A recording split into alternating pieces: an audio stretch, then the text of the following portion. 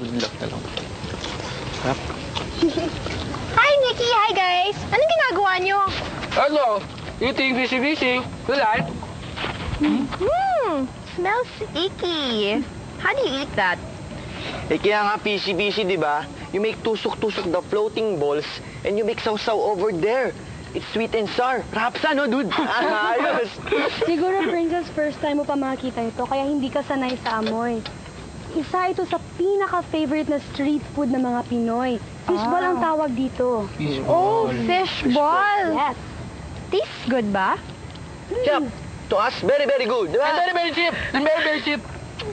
Talaga? Then maybe I should taste it myself. Sure ka? Oo! Baka hindi ka sanay. Wala lang to.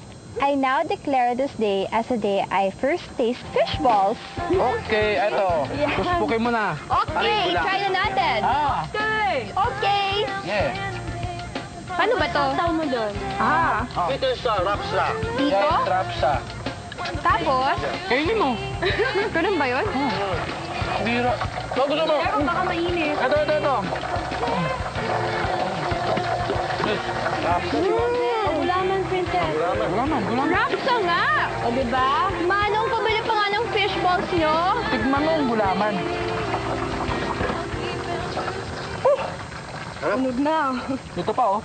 Ang init. Oh my gosh, look at her! How pathetic can you get? Yucky kayo, kadir to death, ah. Eating fishball sa kanto with this mga kaposh. And what the hell is wrong with that? You just don't know what you're missing. Oo nga, inggit lang kayo. Oh yeah? Kami maiinggit? Saan?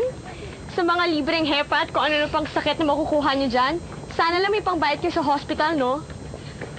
Hoy, Impacta. Ilang taon na akong makain ng fishballs, no? At wala bang nangyayari sa akin? Kasi kayo, kung ano-ano iniisip nyo sa fishballs, eh. Oo nga. Yuck! Dahil kini Princess, wala kayong balls to eat fishball. Dirty kayo. Whatever.